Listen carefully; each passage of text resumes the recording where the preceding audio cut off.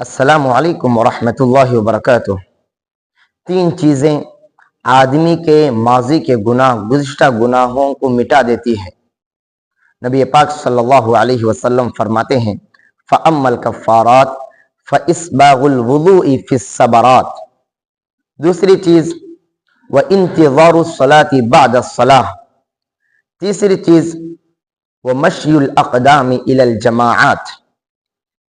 پہلی چیز سخت سردیوں میں مکمل وضو کرنا، فَإِسْبَاغُ الْوُضُوءِ فِي الصَّبَرَاتِ۔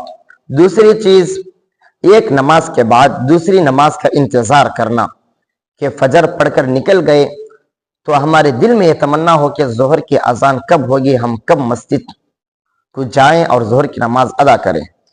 تیسری چیز نماز کے لیے پیدل چل کر آنا، وَمَشْيُ الْأَقْدَامِ إِلَى الْجَمَاعَاتِ۔ جماعت کی نمازوں کے لیے پیدل چل کر آنا۔ گھروں میں وضو بنا کر اگر ہم مسجدوں کو آئیں گے تو ایک ایک قدم کے اوپر نیکیاں ملیں گی اور ہمارے گناہ معاف ہوں گے۔ اس لیے اپنے گھروں ہی میں وضو بنا کر پیدل مسجد کے لیے آئیں، اور اگر دور دراز ہے گھر مسجد سے تو پھر سواری کا انتظام کر سکتے ہیں، کوئی حرج نہیں ہے۔